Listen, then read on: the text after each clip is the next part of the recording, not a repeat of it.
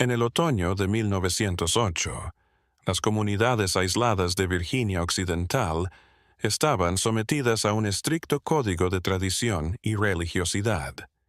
Las iglesias bautistas y metodistas reinaban en cada valle, en cada claro entre las montañas envueltas en niebla. Los predicadores ambulantes solían vagar por los caminos escarpados predicando a cambio de refugio y comida. Estos hombres eran acogidos como enviados de Dios, y pocas familias se atrevían a poner en duda sus credenciales o sus motivos. La confianza era absoluta, la hospitalidad sagrada. Fue entonces cuando un hombre comenzó a aparecer en las aldeas aisladas del condado de Pocahontas. Era un reverendo, con una Biblia desgastada y la retórica de alguien que conocía cada versículo de memoria. Era un hombre común, de estatura promedio, cabello oscuro peinado hacia atrás, ojos claros demasiado honestos. Siempre iba de negro, bien vestido, pero desgastado, con un maletín de cuero donde decía que solo llevaba sus escrituras y algunas pertenencias. Nadie jamás vio lo que contenía. Las primeras impresiones siempre eran iguales. Llegaba la noche, yendo de puerta en puerta por los lugares más alejados, ofreciendo una oración a cambio de un lugar para pernoctar. Su voz era suave, casi hipnótica. Sabía qué palabras usar para llegar a las familias cansadas, viudas solitarias, hombres agotados en las minas de carbón. Hablaba de salvación, del fin de los tiempos, de limpiar el alma antes de que fuera demasiado tarde. Y la gente escuchaba. Pensaban. Lo que nadie veía era el patrón. Nunca permanecía más de 3 noches y siempre partía antes del amanecer, sin dejar más que una extraña sensación en el aire, como si algo se hubiera llevado consigo. Al principio eran cosas menores, una joya familiar, un sobre con ahorros debajo del colchón.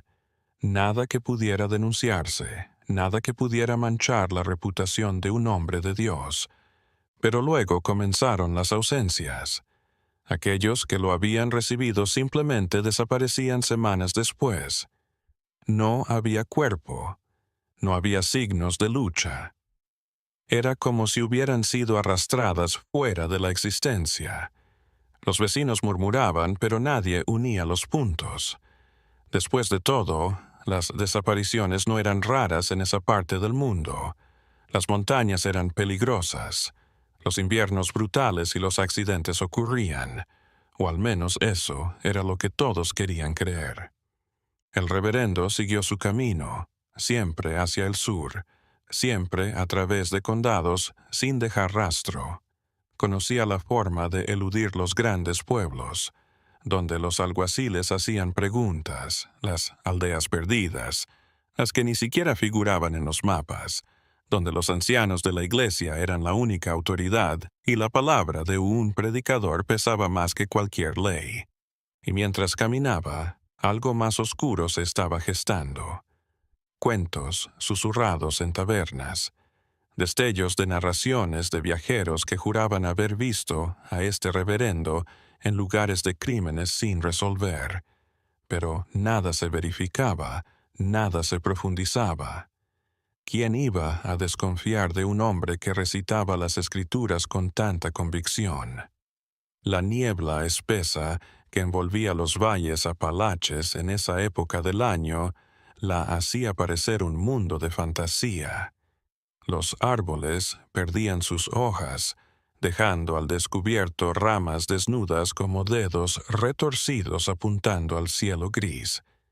Era el tipo de lugar que hacía que la gente mirara por encima del hombro incluso a plena luz del día.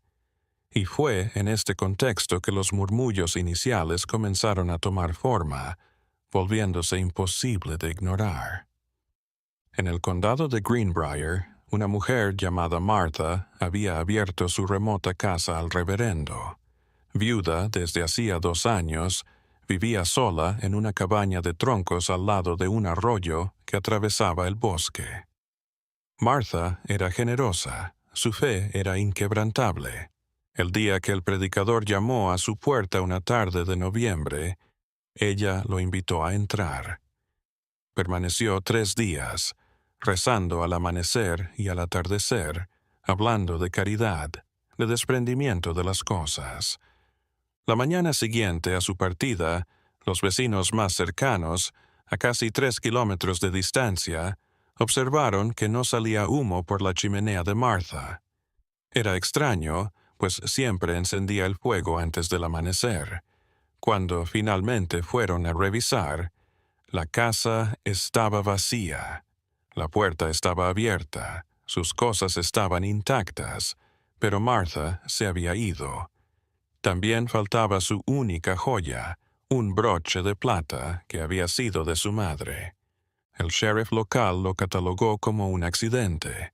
Tal vez se había perdido en el bosque, tal vez se había caído en el arroyo, y la corriente se la había llevado. No había signos de violencia, nada que indicara que hubiera ocurrido algo terrible. Y el reverendo, bueno, ya estaba lejos, en camino al siguiente condado, a la siguiente familia que lo acogería. Pero Martha no fue la única. Durante los meses que siguieron, un patrón empezó a revelarse. En enero de 1909, un granjero solitario del condado de Monroe desapareció días después de que el predicador errante se quedara en su casa. En marzo, fue el turno de una anciana que vivía en las afueras de un pueblo llamado Union. Era siempre lo mismo. El reverendo llegaba, se quedaba unos días, partía antes del amanecer y la persona simplemente desaparecía, como si nunca hubiera estado allí. Lo peor era que no había rastro, no había sangre, no había signos de lucha, no había nada que indicara a dónde habían ido estas personas. Era como si el aire se los hubiera tragado, y el reverendo seguía, siempre amable, siempre piadoso, siempre con aquel maletín de cuero que nadie veía abrir. Los diarios locales, al informar sobre las desapariciones, tomaban cada caso por separado. Nadie estaba uniendo los puntos. Nadie veía el patrón que abarcaba cientos de kilómetros a través de las montañas. Después de todo, Virginia Occidental era grande. Las comunicaciones entre condados eran malas y cada sheriff tenía jurisdicción solo en su propio condado. Un crimen que trascendía fronteras administrativas era prácticamente imposible de rastrear. Y algo más amparaba al párroco: la naturaleza humana. La gente no quería creer que un hombre de fe pudiera hacer algo tan tenebroso. Era más sencillo atribuirlo a causas naturales, accidentes, coincidencias. La otra opción era reconocer que habían invitado al mal a sus casas, que habían rezado junto a alguien cuyas intenciones eran cuanto menos sospechosas. Él seguía, siempre en movimiento, siempre un paso adelante. Su modus operandi era preciso. Elegía a sus víctimas, personas solitarias, sin familiares cercanos, sin nadie que los echara de menos de inmediato. Y al marcharse, se llevaban consigo no solo bienes, sino también la confianza que esos pueblos tenían en los forasteros. Los meses se alargaron hasta llegar a una estación completa, y el invierno Apalache lo cubrió todo de nieve. Las carreteras se volvieron intransitables. Las búsquedas se detuvieron y el reverendo huyó a aldeas aún más remotas donde aún no se conocía su nombre. Allí fue acogido como un ángel, alguien que traía consuelo espiritual en tiempos de soledad y desesperanza. Pero la primavera se acercaba, y con ella algo que el reverendo no había anticipado. La memoria colectiva despertaba. Los viajeros que recorrían las rutas comerciales entre condados comenzaron a intercambiar relatos. Un tendero comentó que Martha había desaparecido. Otro mencionó al granjero de Monroe. Un tercero se acordó de la vieja de Union, y entonces, poco a poco, las piezas comenzaron a encajar. Había un hombre que aparecía en todos estos lugares, un predicador errante, siempre lo mismo. Llegaba, se quedaba unos días, se iba y alguien desaparecía. Ya no podía negarlo. Algo debía hacer. La primavera de 1909 trajo el deshielo de las montañas y un despertar inquietante en los Apalaches. Las pláticas en las iglesias, en los mercados improvisados y en las cantinas cambiaron. Ya no se trataba solo del tiempo o de las cosechas. Había un nombre que aparecía una y otra vez, siempre seguido de un silencio: el reverendo. Nadie conocía su nombre. Nunca firmaba nada, nunca dejaba rastro, nunca se quedaba el tiempo suficiente para que alguien pudiera hacer preguntas. Para unos, el reverendo Samuel, para otros, el reverendo Thomas. En algunos lugares era sencillamente un hermano en Cristo, sin nombre. Esta maleabilidad de identidad debería haber sido la primera señal de alerta, pero la fe ciega de la gente era un velo sobre la realidad.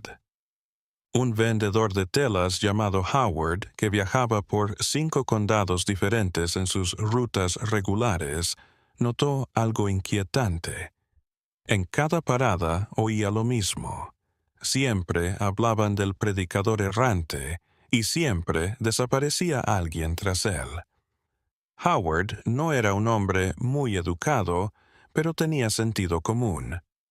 Empezó a registrar fechas y lugares en un cuaderno desgastado que llevaba en su carreta. De vuelta en el condado de Pocahontas, fue a ver al sheriff local, William Garrett. Este hombre era práctico y no supersticioso. Howard le enseñó sus apuntes, mostrándole el patrón que había descubierto. El sheriff miró los archivos en silencio. Su rostro se endureció con cada línea. Él conocía a 2 de los desaparecidos, buenas personas trabajadoras, no el tipo de persona que abandona todo y se marcha. Garrett inició su propia investigación, telegrafando a los sheriffs de los condados vecinos. La comunicación era lenta. Las respuestas tardaban días en llegar, pero poco a poco comenzó a surgir una imagen oscura. Al menos 8 personas habían desaparecido en circunstancias similares en los últimos 6 meses. Todos habían acogido al reverendo. Todos estaban solos o aislados y todos habían desaparecido. Lo que más irritaba a Garrett era la falta de evidencia. Había ido a las casas abandonadas, buscando señales de pelea, manchas sospechosas, cualquier cosa. Nada. Era como si la gente se hubiera ido, pero hubieran dejado todo atrás, excepto las cosas de valor que siempre faltaban: el dinero ahorrado, las joyas familiares, las escrituras de propiedad. En mayo de ese año, Garrett se enteró de que el reverendo había sido avistado cerca del condado de Nicholas, dirigiéndose al sur. Decidió intervenir. Reunió a 2 asistentes y partió a caballo, con las descripciones de los testigos en mente. Varón de estatura media, pelo oscuro, traje negro, maletín de cuero. No era mucho, pero era todo lo que tenían. La persecución a través de los Apalaches fue más agotadora de lo que habían previsto. Los caminos eran peligrosos. Los pueblos estaban distanciados y el reverendo parecía poseer una intuición sobrenatural para evadir la detección. Cuando Garrett llegaba a un lugar, el predicador se había ido la noche anterior. Cuando llegó a una aldea donde todavía se encontraba, el hombre ya había desaparecido en el bosque antes de que pudieran llegar hasta él. Lo vieron una tarde de junio, cerca de la frontera de Kentucky. Recorría a pie un sendero de tierra, su maletín oscilando a su costado, su traje negro empolvado por el trayecto. Garrett y sus hombres se acercaron, aún a caballo, pero manteniendo la distancia. Al notar que lo seguían, el reverendo se detuvo. Se giró lentamente y por primera vez en años pudieron ver su rostro sin la máscara de piedad. No había miedo, no había culpa, solo una frialdad calculadora, como si estuviera pesando sus opciones.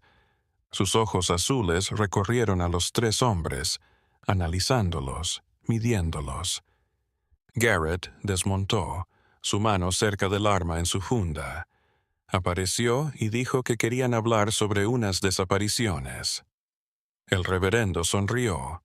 Era una sonrisa pequeña, casi imperceptible, pero algo en ella hizo que la sangre de Garrett se congelara. Era la sonrisa de alguien que sabía lo que había hecho y no se arrepintió. No se resistió. Dejó caer el maletín al suelo y levantó las manos. Su voz, cuando finalmente habló, era la misma voz suave que había engañado a tantos. Dijo que no sabía de qué hablaban, que él era un simple siervo de Dios, que jamás había hecho daño a nadie. Pero sus ojos decían otra cosa. Mostraban un vacío aterrador, una falta de humanidad que ninguna palabra podía ocultar. Garrett hizo un gesto a uno de los asistentes para que trajera el maletín. Cuando el hombre lo levantó, sintió su peso. Era demasiado pesado para ser solo escrituras. El reverendo no dijo nada, no exigió respeto por sus cosas santas. Solo lo observó con esa sonrisa helada, como si supiera que lo que encontraran no importaría. El maletín se abrió en una pequeña estación de policía improvisada en el pueblo más cercano, un lugar olvidado llamado Richwood. El edificio de madera era a la vez almacén y lugar de reunión comunitaria. Garrett hizo un gesto a todos para que salieran. Se quedó solo en la habitación cerrada con sus dos asistentes. El reverendo se quedó sentado en una silla de madera, con las manos esposadas, pero su comportamiento era desconcertante. No había agitación.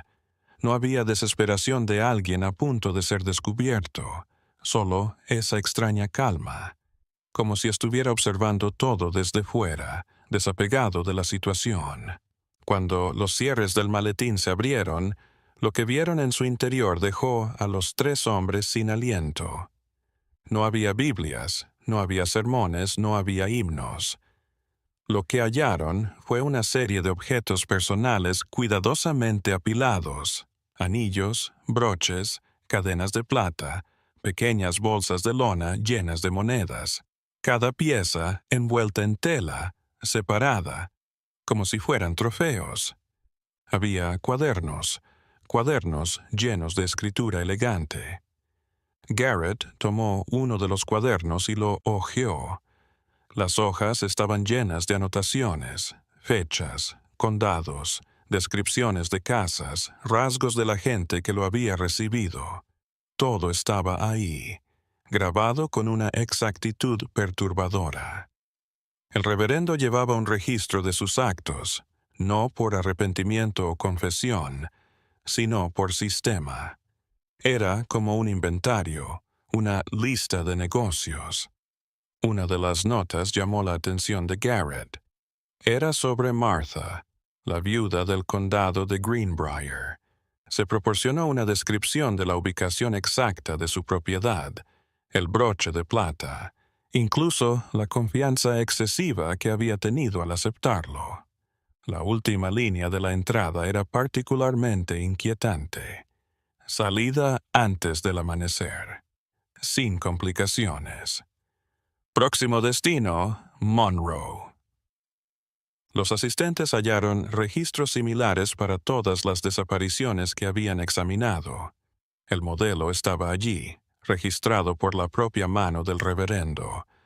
No solo sabía lo que estaba haciendo, lo estaba documentando, creando un registro de su propio viaje oscuro a través de las montañas. Garrett cerró su cuaderno y miró al hombre sentado frente a él. Por primera vez, hizo la pregunta que todos habían querido hacer desde el principio. ¿Dónde están estas personas? El reverendo inclinó la cabeza a un lado, como si decidiera si responder o no. Cuando finalmente habló, su voz aún tenía ese tono hipnótico, el tono que había engañado a tantos. Las montañas saben muchas cosas, Sheriff. Siempre lo han hecho.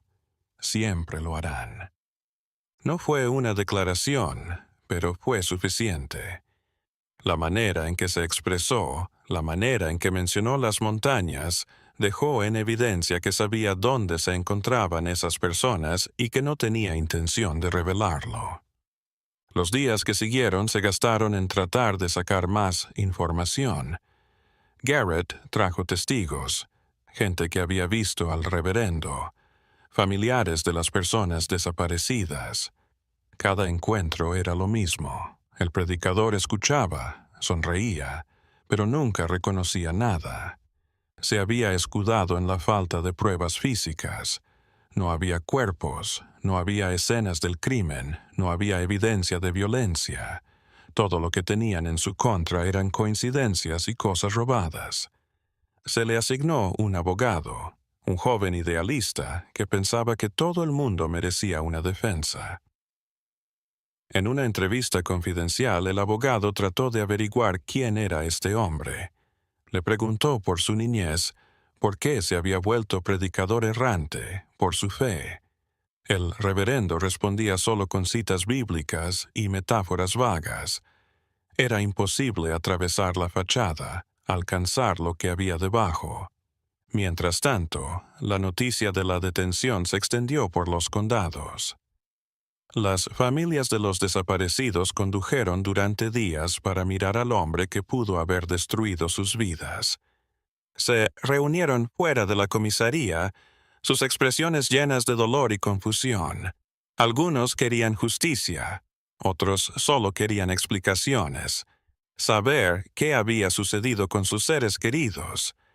Garrett sabía que tenía un problema. La evidencia era circunstancial. Los cuadernos mostraban que el reverendo los había visitado, los había robado, pero no demostraban que los hubiera hecho desaparecer.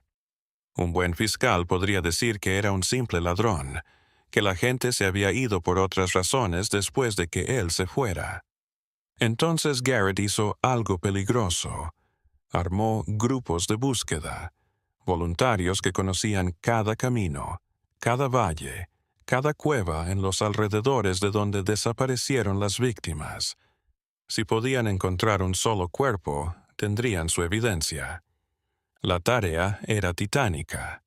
Los Apalaches eran enormes, con barrancos, ríos salvajes y bosques tan densos que cualquiera podía ocultar cualquier cosa en ellos. La búsqueda duró semanas.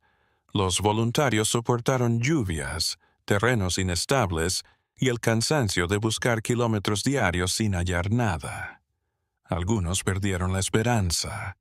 Tal vez el reverendo tenía razón a su manera. Quizá las montañas se habían tragado aquellos secretos para siempre. Pero entonces, a finales de julio, algo lo cambió todo. Un equipo que peinaba la zona donde se había perdido Martha descubrió algo en un barranco cubierto de maleza. No era mucho, solo pedazos, señales de que alguien había estado allí. Pero fue suficiente para probar que la historia del reverendo era una mentira. La gente no se había ido. Algo les había ocurrido, algo que él conocía y no revelaría. Cuando la noticia llegó a la estación de policía, Garrett regresó a la celda donde se encontraba el reverendo. Esta vez el predicador no sonrió. Por primera vez, su máscara de estoicismo se agrietó. Pero sabía que el juego había cambiado, que la red se estaba cerrando. Pero aún así, guardó silencio, defendiendo sus secretos como si fueran más importantes que su propia libertad. El verano, en los Apalaches, convirtió las montañas en un mar verde, y el calor húmedo traía consigo el aroma a tierra mojada y vegetación en descomposición. Fue en este ambiente sofocante donde las investigaciones continuaron, revelando cada día un nuevo velo de un enigma aparentemente inagotable. Garrett se había obsesionado con el caso, perdiendo noches enteras revisando los cuadernos del reverendo, buscando códigos ocultos entre líneas, patrones que pudieran desbloquear más pistas. Lo que más le intrigaba al sheriff era la mente detrás de esos archivos. El párroco no escribía como un hombre atormentado por la culpa, consumido por deseos incontrolables. Sus notas eran gélidas, casi clínicas, como si estuviera catalogando experimentos científicos. Se tomaban notas de las reacciones de las víctimas, cómo reaccionaban a determinados sermones, cuándo bajaban la guardia por completo. Era inquietante observar la cantidad de planificación en cada movimiento. Uno de los cuadernos guardaba algo aún más perturbador, una especie de filosofía personal. El reverendo había disertado durante páginas sobre la confianza humana, sobre cómo la fe ciega hacía a la gente vulnerable, sobre lo fácil que era crear y sostener máscaras sociales. Él lo consideraba un gran teatro donde todos representaban un papel, y él había escogido el de predicador porque les abría las puertas de las casas y se ganaba la confianza de la gente. No había espiritualidad en ello, solo un pragmatismo oscuro. Mientras tanto, el juicio se acercaba. El fiscal del condado, un hombre llamado Charles Henderson, había tomado el caso. Henderson era conocido por ser despiadado en la sala del tribunal, pero incluso él reconocía los desafíos. La defensa diría que todo lo que tenían eran cosas robadas y coincidencias, sin evidencia, sin confesión. Lo mejor que podrían conseguir sería una condena por robo, lo que conllevaría unos pocos años de cárcel. Henderson pasó semanas hablando con cualquiera que hubiera conocido al reverendo. Debía crear un retrato tan completo que el jurado no tuviera dudas sobre el carácter del acusado. Recorrió 5 condados, entrevistó a comerciantes, a familiares de las víctimas, a personas que habían dado refugio al predicador y que, por fortuna o por azar, no habían desaparecido. Una testigo en particular aportó información crucial. Se llamaba Elizabeth y vivía en el condado de Webster. El reverendo se había alojado en su casa 2 noches el invierno anterior. Isabel era viuda, pero a diferencia de las otras víctimas no estaba sola. Su hermana se alojaba en su casa y esta presencia constante podría haberle salvado la vida. El predicador, dijo Elizabeth, había preguntado por sus ahorros, por posesiones, por su rutina. Ahora lo había creído curiosidad. Ahora sabía que me estaban poniendo a prueba. Lo que más sorprendió a Henderson fue el relato de Elizabeth sobre el comportamiento del reverendo en oración. Ella dijo que todos cerraban los ojos para rezar, pero ella los había abierto una vez y lo había visto observando a todos con intensidad. No había paz en su expresión, no la tranquilidad de alguien espiritual. Solo había cálculo gélido en sus ojos, como si estuviera midiendo a todos en la habitación, sopesando posibilidades. Agosto trajo noticias de otras jurisdicciones. Los sheriffs de Tennessee y Kentucky informaron de desapariciones similares relacionadas con un predicador errante. Las descripciones eran las mismas: traje negro, maletín de cuero, oratoria hipnótica. El patrón cubría más terreno de lo que Garrett había imaginado. No eran 8 víctimas, eran posiblemente docenas, esparcidas en 3 estados a lo largo de años. Esta información lo transformó. El caso dejó de ser local para convertirse en algo más. Llegaron periodistas de ciudades lejanas, atraídos por la historia del falso reverendo que había estafado a pueblos enteros. Los artículos iban desde lo sensacionalista hasta lo moralizante, pero todos decían lo mismo. Ese hombre había explotado lo más sagrado de las personas, su fe, para hacer lo imperdonable. El reverendo, en su celda, ajeno a la creciente notoriedad, se la pasaba leyendo una Biblia que había pedido, tomando apuntes en los márgenes. Cuando le preguntaban qué escribía, él decía que se preparaba para el juicio final, aunque no quedaba claro si se refería al tribunal de este mundo o a otro. Su vaguedad era intencional, un último esfuerzo por controlar la historia. Garrett iba a la celda todos los días, no a preguntar, sino a mirar. No entendía cómo alguien podía seguir viviendo después de hacer lo que ese hombre había hecho. Y lo que más le inquietaba era que el reverendo parecía en paz. No había tormento interno, no había pesadillas, no había debilidad. Era como si su mente se hubiera desconectado por completo o nunca hubiera estado allí en primer lugar. En septiembre, justo antes del juicio, Henderson recibió una carta anónima. Un observador preocupado, que se hacía llamar solo por ese nombre, decía haber visto al reverendo en circunstancias similares hace años en otro estado. La carta relataba los mismos comportamientos: la llegada como predicador, la hospitalidad, las desapariciones. Quienquiera que hubiera escrito la carta se había guardado la información durante años.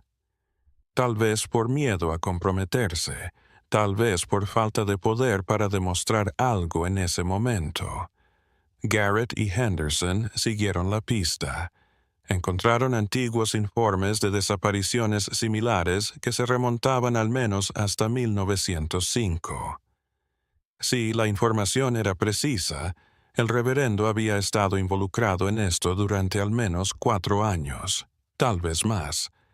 Había refinado su técnica, aprendiendo a identificar objetivos que no serían buscados de inmediato, a borrar sus huellas, a mantener la fachada de piedad incluso bajo sospecha. La escala de los delitos comenzaba a revelarse. Esto no fue una locura, un crimen pasional, un arrebato. Fue algo metódico, premeditado, ejecutado con precisión quirúrgica a lo largo de los años. El reverendo había convertido la estafa con la fe en una forma de vida, y tal vez algo más oscuro, una manera de alimentar alguna necesidad psicológica que nadie podía nombrar. Los pueblos apalaches, antes tan confiados y abiertos, se transformaron. Aquellos que siempre habían acogido a forasteros, ahora miraban con sospecha a cualquier viajero. Las iglesias locales impusieron reglas más estrictas para los predicadores itinerantes. La confianza que unía a estas comunidades se había roto, y el reverendo, incluso desde la prisión, seguía haciendo daño, su sombra extendiéndose mucho más allá de los muros de la prisión. El otoño llegó y el frío se arrastró desde las montañas como un anuncio. Las hojas volvieron a caer. Exactamente 1 año desde que el reverendo había partido en su famoso viaje por los Apalaches. El tribunal del condado de Pocahontas se preparó para uno de los juicios más publicitados de la zona. La sala era demasiado pequeña para que entraran todos, así que se hicieron turnos para que la gente pudiera ir a las sesiones. La mañana de octubre de 1909, el reverendo fue llevado a la corte encadenado, pero su porte era inusitadamente digno. Llevaba el mismo traje negro, ahora desgastado por los años que había pasado en prisión, pero aún mantenía el aura de respetabilidad que había sido su mayor arma. Sus ojos vagaron por la sala llena, cada rostro escudriñado con su habitual intensidad calculadora. No miedo, solo curiosidad, como si estuviera observando otra congregación más. Henderson había planeado su estrategia, y no podía confiar solo en la evidencia física. Tenía que armar un caso en base a comportamiento, en la acumulación de coincidencias que juntas formaban una imagen innegable. Su primer acto fue llamar a Elizabeth al estrado de los testigos. La mujer, nerviosa pero firme, narró su experiencia con el acusado, las preguntas veladas, el comportamiento en las oraciones, la constante sensación de inquietud que había experimentado sin comprender la razón. El abogado defensor trató de desacreditarla, diciendo que los sentimientos no eran evidencia de un delito. Pero Henderson lo había anticipado. Llamó a testigo tras testigo, todos con la misma historia. Un patrón empezó a formarse en la mente de los jurados. Todas las historias eran iguales. El predicador preguntando por cosas, siempre yéndose antes del amanecer, siempre dejando una sensación escalofriante en el aire. El golpe final fue cuando Henderson sacó los cuadernos. Les leyó en voz alta partes selectas mostrando al jurado la cantidad de planificación que entró en la ejecución. Cada nota era una mirada a través de la mente del reverendo, no de un hombre de fe, sino de un depredador calculador que había adoptado la fachada de la religión como una forma de entrada. La sala se quedó en silencio mientras las palabras resonaban, el peso de esa verdad cayendo sobre todos nosotros. El abogado defensor dijo que los cuadernos solo mostraban que su cliente tomaba notas precisas de sus viajes misioneros, una práctica común entre los predicadores itinerantes. Propuso que los objetos del maletín podrían ser donaciones voluntarias, obsequios por los sermones. Era una defensa endeble, pero en ausencia de pruebas directas era todo lo que tenía. Henderson, entonces, cambió de táctica. Empezó a armar la línea de tiempo completa, uniendo cada desaparición con la del reverendo en la zona. Señaló mapas gigantes en la pared, llenando cada punto, cada fecha, tejiendo una línea de tiempo que incluso el más escéptico no podía ignorar. El camino serpenteaba entre las montañas y en cada hito una vida había sido extinguida. El sheriff Garrett fue llamado a declarar sobre la detención y los registros. Describió el hallazgo en el barranco, las huellas, siempre evitando dar detalles especulativos. Su voz era firme, pero cualquiera que lo conociera podía escuchar la emoción reprimida en ella. Aquel caso le había cambiado la perspectiva sobre la naturaleza humana. En el contrainterrogatorio, el abogado defensor presionó a Garrett por la falta de evidencia definitiva. ¿Dónde estaban las pruebas concretas? ¿Dónde estaban los testigos de los delitos? Garrett reconoció que no tenía nada de eso, pero insistió en que la evidencia circunstancial pintaba una imagen demasiado clara como para ignorarla. El reverendo fue llamado a declarar en su propia defensa. Era la primera vez que se oía su voz desde que fue encarcelado. Habló con su habitualidad hipnótica, negando todo, haciéndose pasar por víctima de una atroz injusticia. Para él, era solo un siervo de Dios que dedicaba su vida a consolar a las comunidades aisladas de los Apalaches. Las cosas en su portafolio eran regalos, donados por gente agradecida. Las notas eran solo apuntes de sus experiencias misioneras, nada más. Pero algo extraño ocurrió en su testimonio. Henderson, un hombre que sabía leer a las personas, vio algo que confirmó sus sospechas. El reverendo predicaba sobre su devoción y fe, pero sus ojos revelaban otra historia. Había un brillo en sus ojos, una satisfacción casi imperceptible, como si estuviera disfrutando de la actuación, del poder que aún ejercía sobre la sala. Era la mirada de alguien que se consideraba superior, que consideraba el juicio como un juego más que podía ganar. Henderson esperó su oportunidad para el contrainterrogatorio. Cuando llegó el momento, empezó con preguntas básicas sobre los antecedentes religiosos del reverendo. ¿Dónde había estudiado teología? ¿Qué nombre lo había mandado? ¿Quién podía certificar sus calificaciones? El reverendo respondió ambiguamente citando instituciones inexistentes, nombres inverificables. Cada respuesta solo confirmaba lo que Henderson ya sospechaba. Todo había sido una mentira. Entonces Henderson cambió de táctica. Empezó a hacerle preguntas puntuales sobre textos bíblicos, textos que cualquier predicador de verdad debería conocer al dedillo.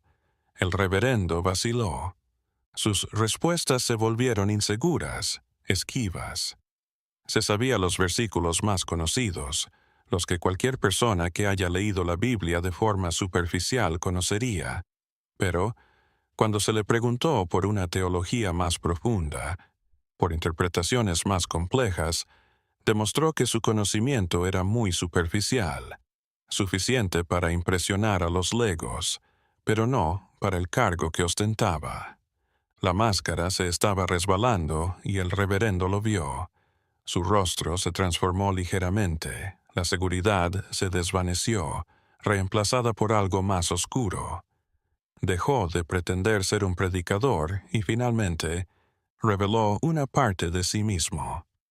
Cuando Henderson hizo su última pregunta, preguntando directamente si se arrepentía de la gente que había desaparecido, el reverendo sonrió.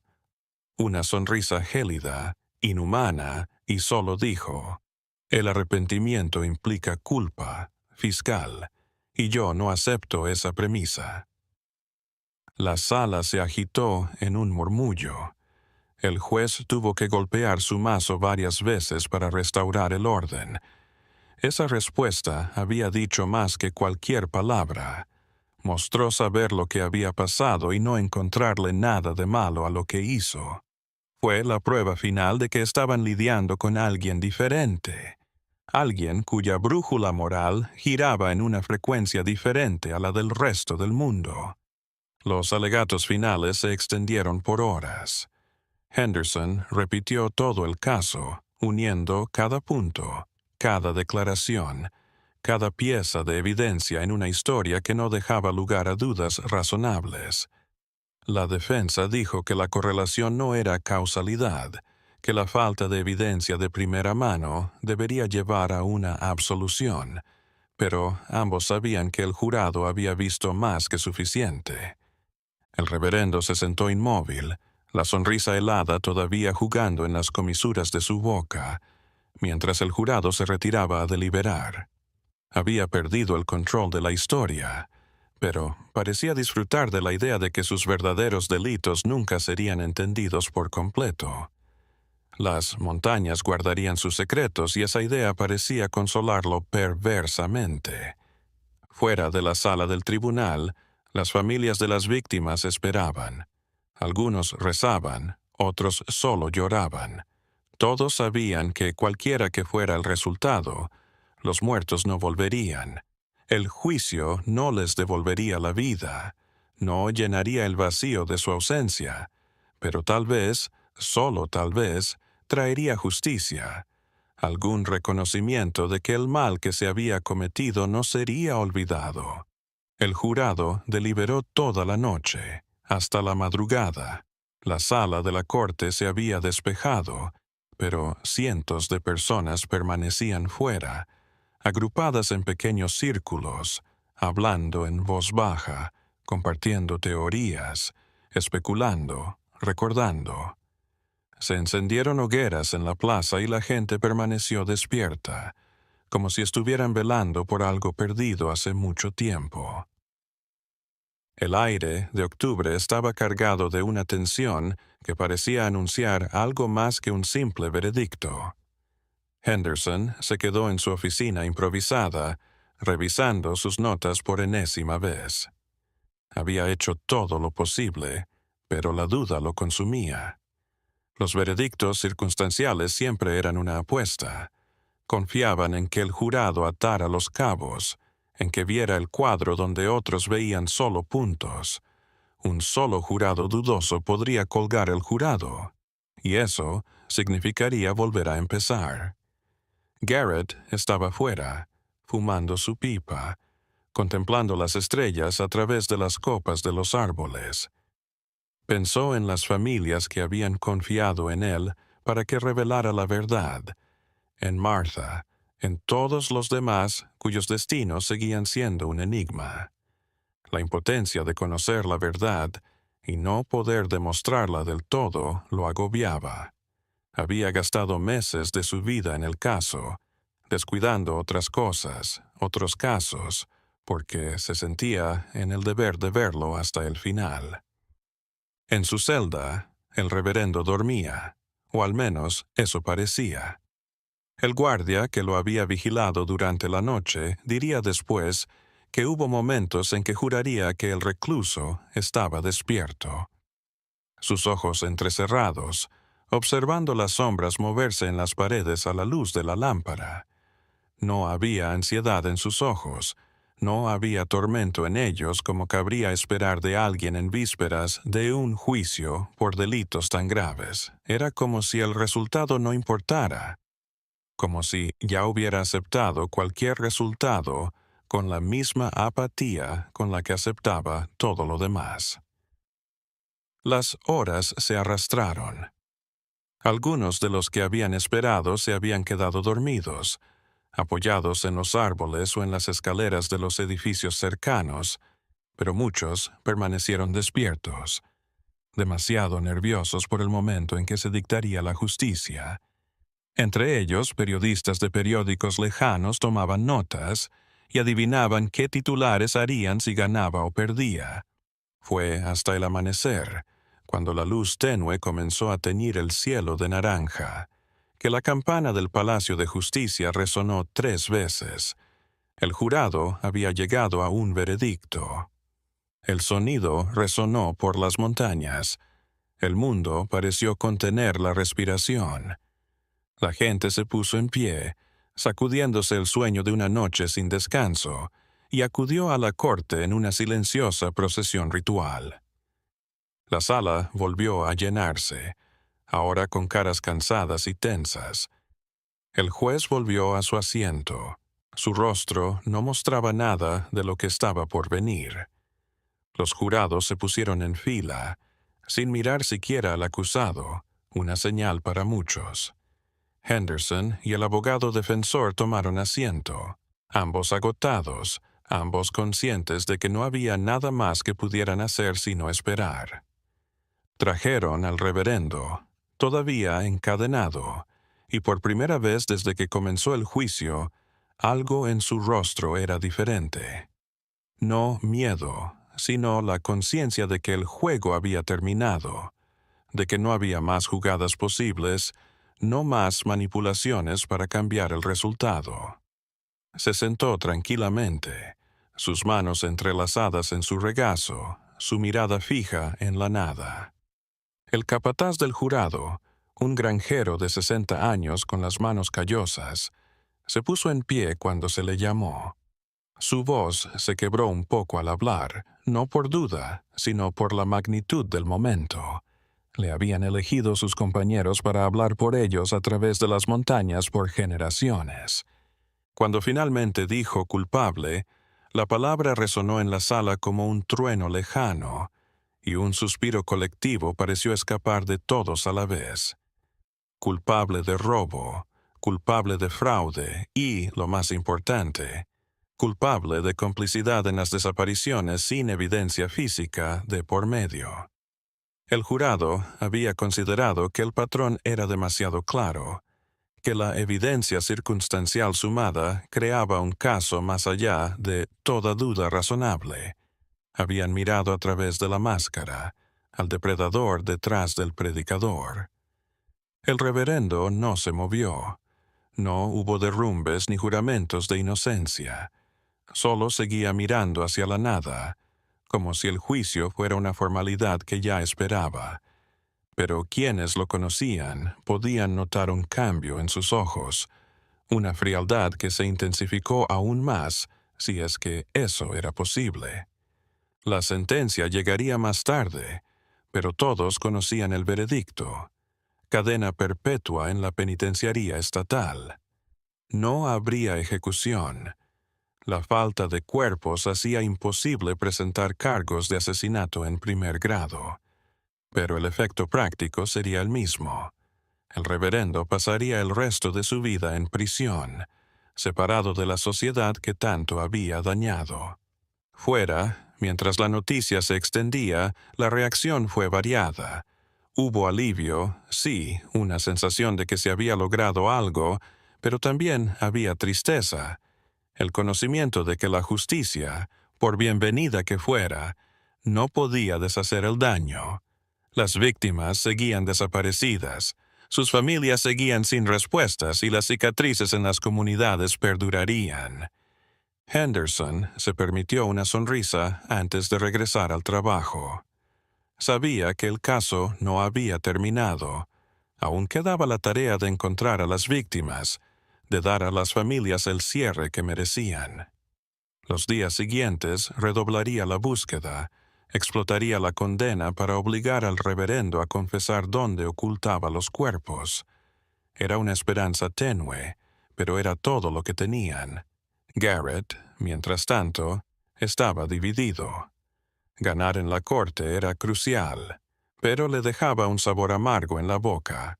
Había estado tan involucrada en el caso que ahora sentía un extraño vacío, como si su trabajo no estuviera terminado.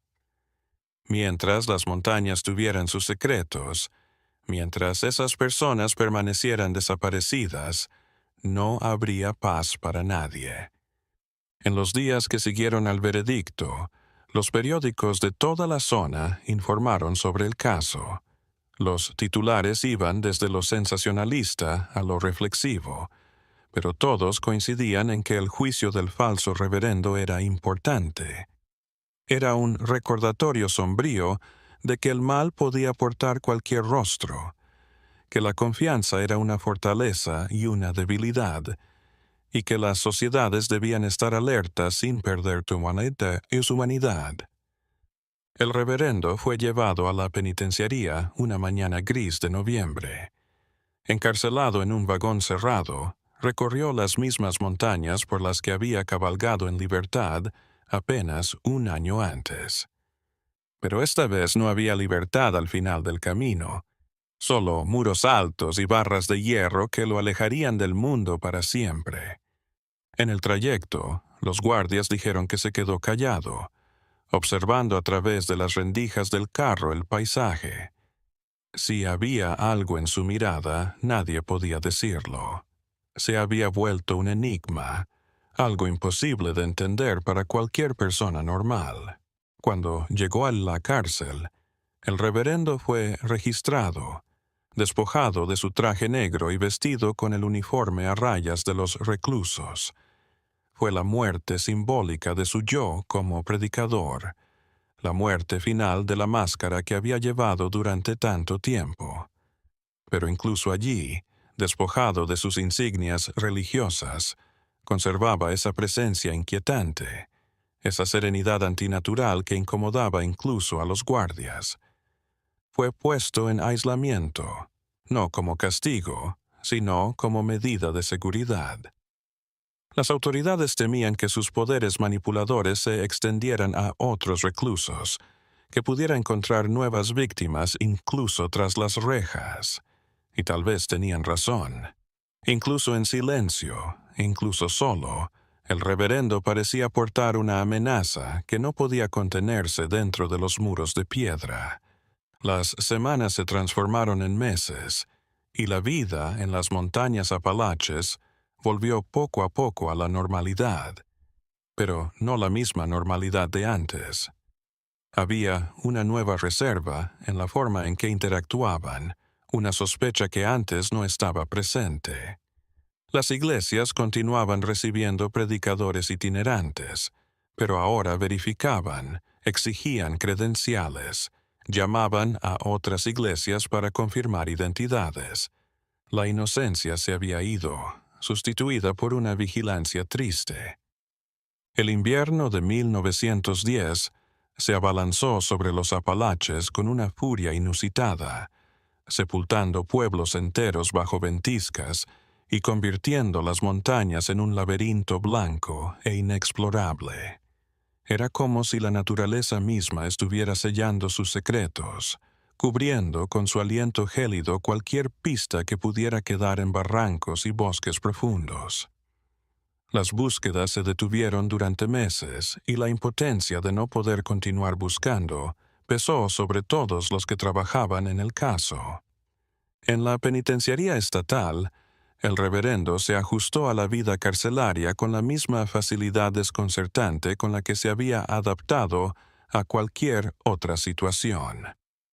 Los guardias que lo custodiaban dijeron que se la pasaba leyendo, siempre la misma Biblia que había pedido, anotando cosas en los márgenes con letra pequeña y cuidada.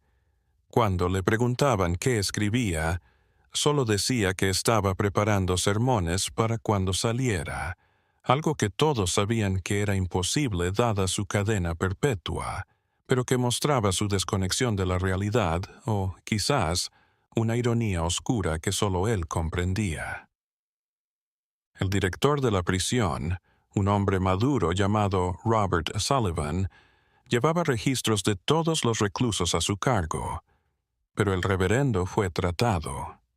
Sullivan había tratado con todo tipo de criminales, desde asesinos en un arrebato hasta ladrones profesionales, pero nunca había visto a nadie como este recluso. Algo en el reverendo lo perturbaba, una falta de humanidad básica que iba más allá de la frialdad o la crueldad.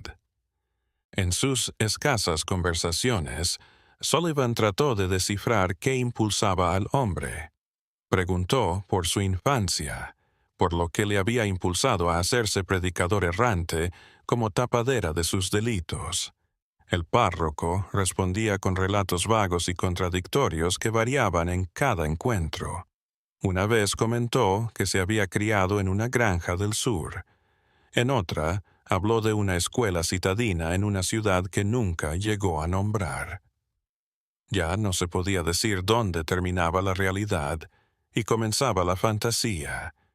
Y Sullivan llegó a pensar que quizás ni siquiera el propio reverendo sabía ya dónde terminaba la mentira y empezaba cualquier trozo de verdad. Mientras tanto, Henderson seguía trabajando sin descanso para tratar de armar un mapa completo de los delitos. Me había comunicado con autoridades de varios estados, reuniendo informes de personas desaparecidas sin resolver que coincidían en patrones. Lo que encontró fue más aterrador de lo que podía imaginar. Había algunos que databan de 1903, tal vez incluso antes, esparcidos por un área que cubría casi toda la región de los Apalaches y más allá. Un caso le llamó la atención. En 1904, en Tennessee, una familia entera había desaparecido tras alojar a un predicador itinerante. La casa estaba abandonada, pero parecía que la gente se había ido deprisa, dejando atrás cosas importantes. En aquel entonces, las autoridades habían llegado a la conclusión de que la familia probablemente había huido de sus deudas, pero ahora Henderson veía similitudes preocupantes con el modus operandi del reverendo. Viajó hasta allí, habló con los vecinos que aún recordaban el caso, y todos decían lo mismo del predicador forastero: traje negro, maletín de cuero, voz hipnótica. La investigación descubrió algo que alteró por completo la percepción de Henderson sobre la magnitud de los delitos. El reverendo no había empezado con víctimas en solitario. En sus primeros años parece que había sido menos exigente, más atrevido o menos perspicaz en la elección de blancos que no iban a ser perseguidos de inmediato. Con el tiempo había perfeccionado su técnica, aprendiendo a seleccionar víctimas que vivirían y morirían sin hacer olas. Era un desarrollo preocupante que implicaba no solo planificación, sino aprendizaje, mejora. Henderson reunió toda esta información en un informe masivo que envió a las autoridades estatales y federales. Dijo que el caso del reverendo era algo nunca antes visto, un crimen que necesitaba nuevas formas de ser investigado y documentado. Su esperanza era que, al crear un historial detallado, las futuras generaciones de científicos podrían reconocer patrones similares antes de que causaran tantos daños. Cuando llegó la primavera de 1910 y la nieve finalmente se derritió, reanudó sus expediciones de búsqueda. Esta vez trajo consigo voluntarios de varios condados, hombres que conocían cada pulgada de esas montañas, cada cueva, cada barranco en el que algo podría haberse ocultado. Dividieron el terreno en cuadrantes, organizando una búsqueda sistemática que abarcaría poco a poco toda la zona en que desaparecieron las víctimas. Las búsquedas eran extenuantes y a menudo peligrosas. Los hombres se enfrentaron a pantanos, ríos traicioneros y selvas que debían ser despejadas metro a metro. Había días en que caminaban 12 horas y no encontraban nada más que restos de antiguos campamentos de cazadores o huellas de animales salvajes. La frustración era una constante, pero Garrett los mantenía a todos motivados, recordándoles que estaban marcando la diferencia, brindando a las familias la posibilidad de finalmente obtener la paz. En mayo de ese año, un equipo descubrió algo en un área aislada cerca de donde había vivido Martha. Oculta en una cueva parcialmente derrumbada, cubierta de años de sedimento y vegetación, había signos de que alguien la había habitado en más de una ocasión. No eran solo huellas aisladas, eran marcas de uso regular. Había trozos de telas que en otro tiempo habían sido prendas de vestir, restos reconocibles de pertenencias personales, incluso marcas en las paredes de piedra que indicaban que la cueva había sido alterada, ampliada en algunos puntos. Garrett inspeccionó el lugar en persona, llevando consigo a un dibujante para registrar todo. Lo que más le sorprendió fue la posición de la cueva. Apenas se podía ver desde el camino principal, accesible solo para quienes conocieran el lugar exacto y con la ubicación de manera que cualquier ruido desde dentro se ahogaría en la estructura de piedra que la rodeaba. Era el tipo de lugar que uno solo encontraría por accidente extremo o por conocimiento intencional. El hallazgo abrió la pregunta: ¿cuántas otras cuevas como esa podrían estar escondidas en las montañas? El reverendo había caminado cientos de millas a través de los años. Si había creado más lugares como ese, encontrar a todas las víctimas sería imposible. Los Apalaches eran enormes, llenos de rincones ocultos que podían albergar pruebas durante siglos sin ser detectadas. Henderson fue notificado de inmediato del hallazgo y decidió hacer un último intento de sonsacar información al reverendo. Se dirigió a la prisión con fotografías aéreas, mapas y una estrategia de interrogatorio en mente. Esperaba que, ante la evidencia, el reverendo finalmente cediera y revelara la ubicación de las demás víctimas.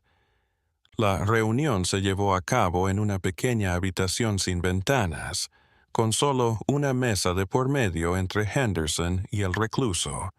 El reverendo había sido arrastrado encadenado, pero estaba sorprendentemente relajado, como si estuviera de visita en casa de un amigo. Henderson extendió las fotografías sobre la mesa, sus ojos atentos a cualquier reacción. Por un instante, algo cruzó los ojos del reverendo.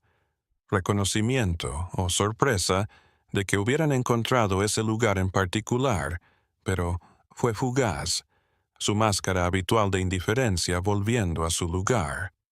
Henderson habló durante casi una hora, detallando lo que habían descubierto, cómo la evidencia se relacionaba con las desapariciones, ¿Cuántas familias aún estaban esperando respuestas? Apeló a cualquier humanidad que pudiera quedar en ese hombre, diciéndole que revelar la verdad podría ofrecerle algún tipo de redención o al menos liberarlo del peso de guardar aquellos secretos solo. Su voz era tranquila, sin reproche ni juicio, solo un llamado humano de un hombre a otro. El reverendo escuchó, sus dedos tamborileando sobre la mesa. Cuando Henderson terminó de hablar, esperando una respuesta, el recluso se inclinó hacia adelante y habló por primera vez. Su voz mantenía ese tono hipnótico que había engañado a tantos.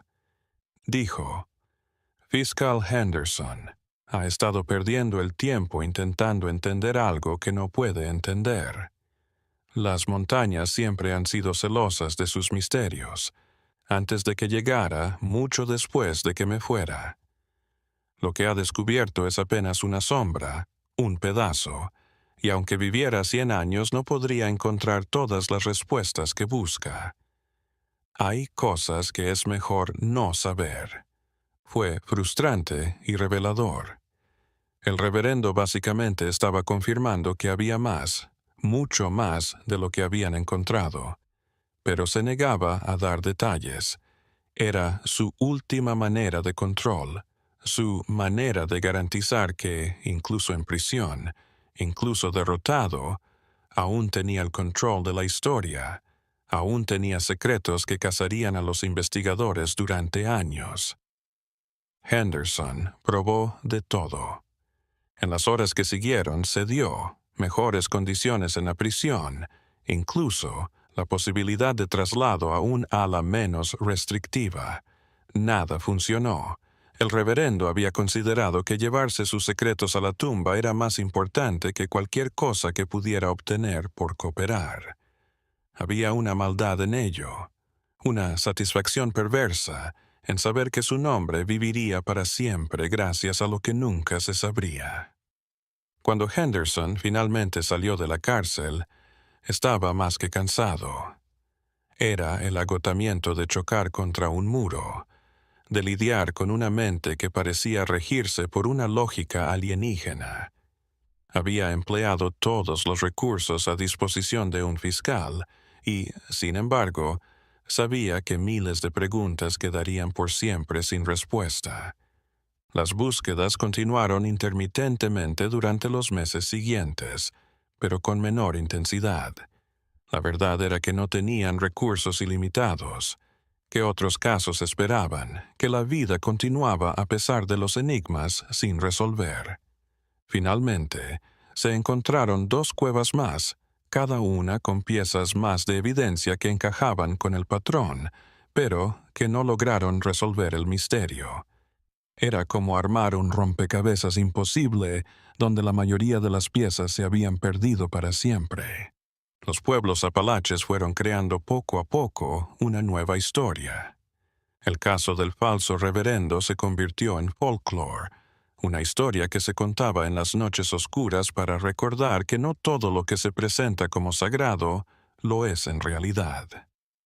Los padres avisaban a sus hijos que no se fiaran de los desconocidos, ni siquiera de los que llegaban hablando muy bonito y con promesas espirituales.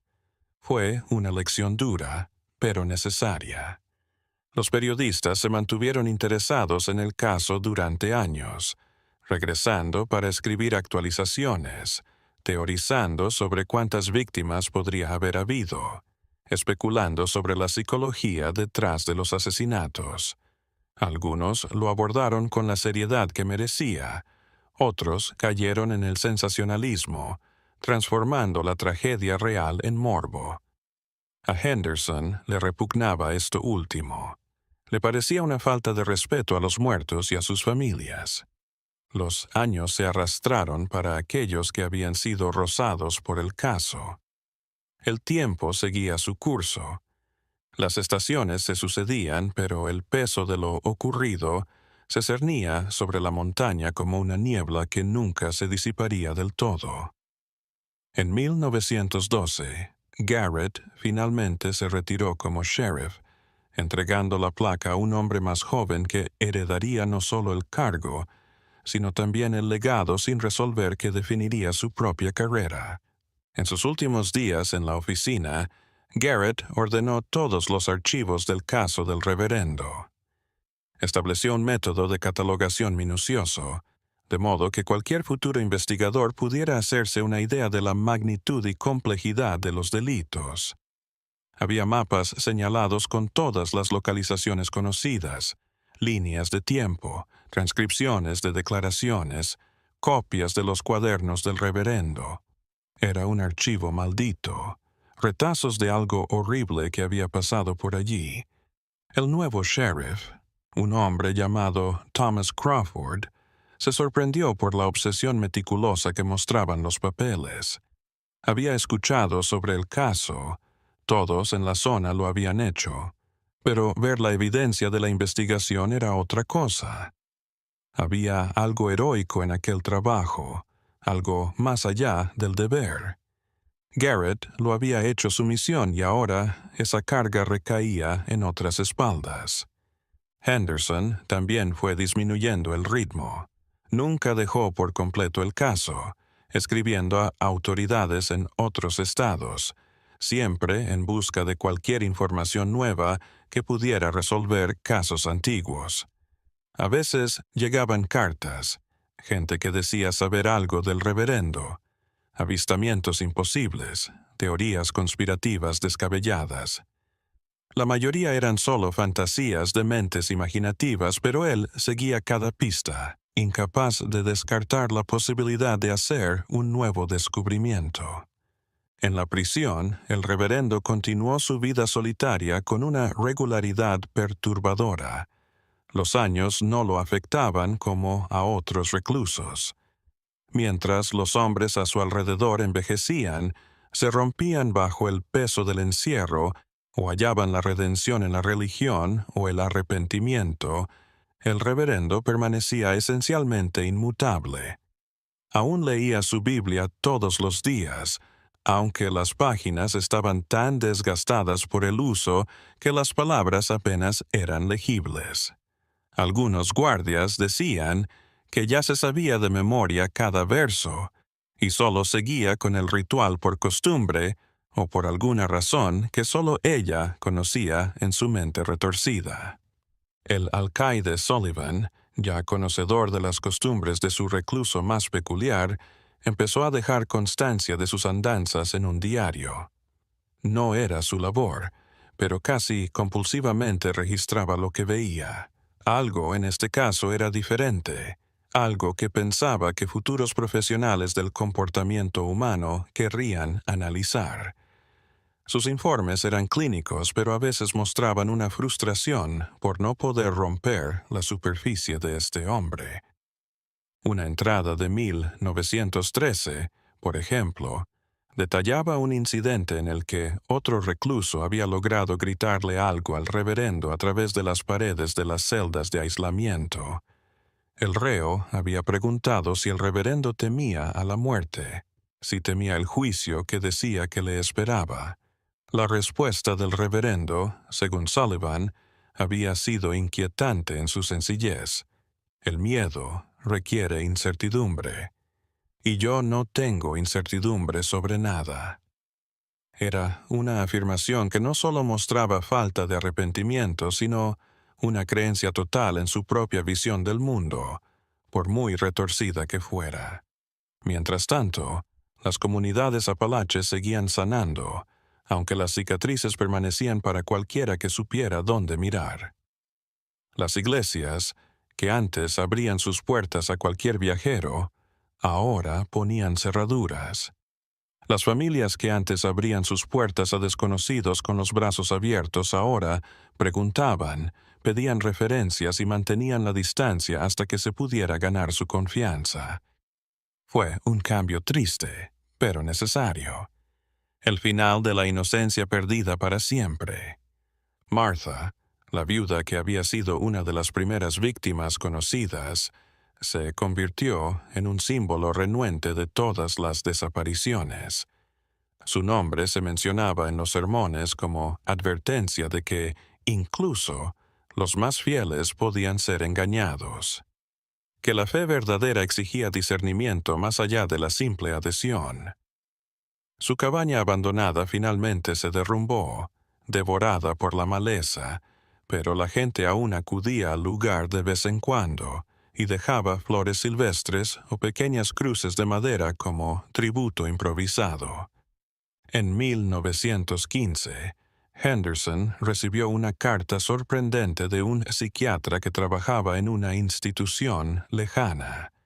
El médico había leído sobre el caso en textos académicos y quería analizar al reverendo como un ejemplo de lo que él consideraba una personalidad sin conciencia moral. Henderson respondió con entusiasmo cauteloso, proporcionando una gran cantidad de material, pero advirtiendo que el propio reverendo probablemente no colaboraría en ningún estudio. Y su predicción se hizo realidad. Cuando el psiquiatra finalmente llegó a la prisión e intentó hablar con el recluso, éste se negó a abrir la boca. El reverendo se negó a hablar, mirando la pared como si el médico no estuviera allí. El informe que el psiquiatra finalmente escribió se basó en gran medida en registros de segunda mano y en una observación limitada del comportamiento, pero sus hallazgos fueron intrigantes e inquietantes. El reverendo pensó, era una clase de patología, empatía siempre ausente, no destruida, sino nunca presente. Era como si estuvieran interactuando con alguien que parecía humano en la superficie, pero que funcionaba con una arquitectura psicológica diferente. Las ideas del psiquiatra causaron controversia en el mundo académico. Algunos compañeros dijeron que estaba medicalizando la maldad moral, mientras que otros encontraron útil tratar de entender qué la impulsaba. Henderson continuó estos debates, pero le parecían demasiado abstractos. Para él no eran categorías diagnósticas lo que importaba, sino el hecho de que vidas habían sido destrozadas y secretos yacían enterrados en las montañas. El nuevo sheriff, Crawford, reabrió la investigación de vez en cuando si aparecían nuevas pistas. En 1916, un cazador descubrió restos de tela en una zona aislada que nadie había registrado en las búsquedas iniciales. El análisis determinó que la tela coincidía con la ropa que se usaba en el momento de las desapariciones, pero sin más información no se podía vincular con ninguna víctima en particular. Era solo una pieza más en un rompecabezas que parecía imposible de resolver. Las familias de las víctimas crearon sus propias maneras de sobrellevar la falta de cierre. Algunas hacían rituales conmemorativos privados anuales, conmemorando aniversarios de desapariciones con oraciones y reuniones familiares. Otras trataron de avanzar sin hablar de ello, creando nuevas vidas sobre las preguntas sin respuesta. No había manera adecuada, solo maneras de cargar con un peso que nunca se aligeraba. Un nuevo giro se produjo en 1917, cuando otro recluso que había compartido brevemente un ala con el reverendo, antes de que fuera aislado de por vida, dijo haber oído trozos de confesiones. El hombre, que se enfrentaba a su propia larga sentencia, dijo que el reverendo había hablado en sueños, balbuceando nombres y lugares incompletos. Henderson voló hasta allí para entrevistar a este testigo, pero pronto se dio cuenta de que el cuento probablemente era inventado, un intento desesperado de negociar una sentencia más leve a cambio de información. La frustración de seguir pistas falsas era agotadora, pero Henderson no podía descartar nada. Cada acusación debía ser investigada, cada supuesta revelación analizada, porque la alternativa era aceptar que nunca conocerían toda la verdad, y eso se sentía como una traición a las víctimas, una abdicación de la responsabilidad que no podía aceptar. Los años de la Primera Guerra Mundial transformaron la zona. Muchos jóvenes partieron a la guerra, y las familias, ya golpeadas por la tragedia, ahora sufrían nuevas pérdidas. El caso del reverendo, aunque no olvidado, fue perdiendo terreno en el día a día, eclipsado por asuntos más apremiantes. Era la manera natural en que las cosas evolucionaban, pero, para quienes estaban cerca de la investigación, se sentía como un olvido que no podía permitirse. En 1919, Sullivan se retiró como alcaide de la penitenciaría. Su último acto oficial fue ordenar todos sus archivos sobre el reverendo en un archivo aparte que detallaba todo lo que había visto hacer durante 10 años. Le dejó una carta extensa a su sucesor, alertándolo de las particularidades de ese recluso en particular, insistiendo en que debía mantenerlo bajo vigilancia constante, no por temor a que escapara o se volviera violento, sino porque algo en el hecho de permitir que un hombre como ese viviera sin registro adecuado lo perturbaba profundamente. Los años 20 fueron años de cambio para todo el país. Las montañas Apalaches, una vez tan remotas, comenzaron a enlazarse por mejores caminos, líneas telefónicas que cruzaban valles, y una modernización que poco a poco disipó el aislamiento que había hecho a esas comunidades tan vulnerables hace décadas. El mundo avanzaba, pero tras los muros de la prisión el tiempo se arrastraba. El reverendo había envejecido, pero de una manera casi artificial. Su cabello era blanco, su espalda algo encorvada por los años, pero sus ojos aún poseían esa misma frialdad calculadora, ese vacío que muchos habían intentado descifrar sin éxito. Aún leía su Biblia todos los días, aunque las páginas estaban tan desgastadas por el uso que las palabras apenas eran legibles. Algunos guardias decían que ya se sabía de memoria cada verso, y solo seguía con el ritual por costumbre o por alguna razón que solo ella conocía en su mente retorcida. Henderson, ya retirado y residiendo en una pequeña propiedad cerca del condado de Greenbrier, tenía una rutina extraña. Cada mañana caminaba hasta su oficina improvisada, una cabaña de madera en la parte trasera de su casa, y revisaba los archivos del caso.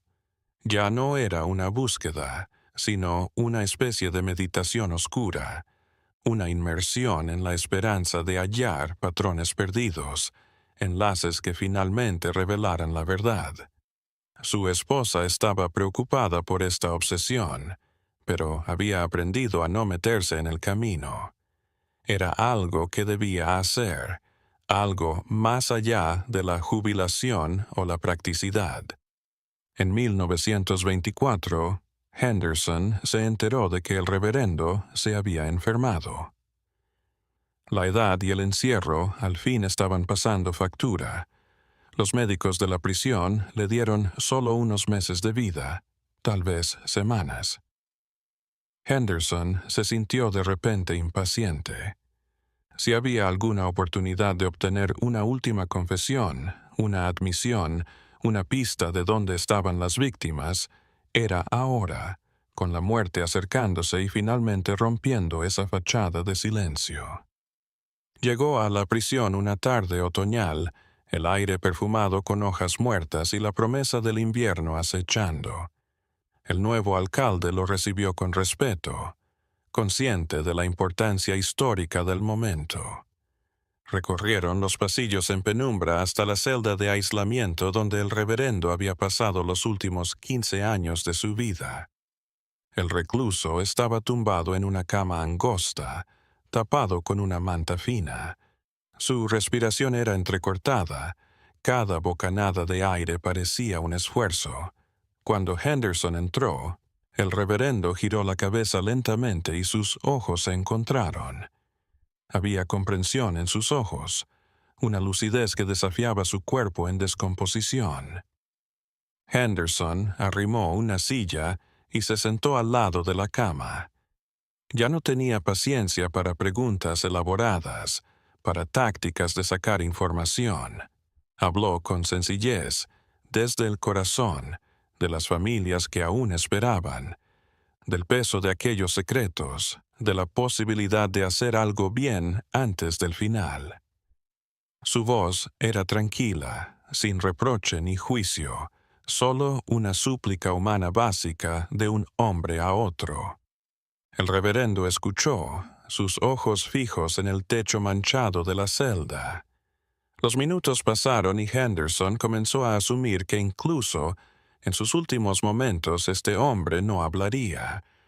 Pero entonces, con la voz ronca, el reverendo habló. No fue una confesión completa, no las coordenadas exactas que Henderson había esperado. Fue solo una oración, susurrada tan suavemente que Henderson tuvo que inclinarse hacia adelante para oírla. Las montañas lo saben, siempre lo han sabido, y algunas cosas son solo de ellas. Eso era todo lo que iba a obtener. El reverendo cerró los ojos y no dijo nada más, por mucho que Henderson lo presionara. Unas semanas más tarde, una mañana de noviembre de 1924, el reverendo falleció mientras dormía. No hubo palabras finales. No hubo confesión en el lecho de muerte. Simplemente desapareció, llevándose con él todos los secretos que había guardado durante décadas. Su muerte fue recibida con reacciones mixtas en las comunidades que habían sido víctimas de sus delitos. Algunos se sintieron aliviados, como si una fuerza maligna hubiera sido eliminada del mundo. Otros solo sintieron tristeza renovada al saber que nunca obtendrían las respuestas que anhelaban. No hubo funeral, ni sermón, ni ceremonia. Su cuerpo fue arrojado a una fosa común en el cementerio de la prisión, sin lápida, sin nombre.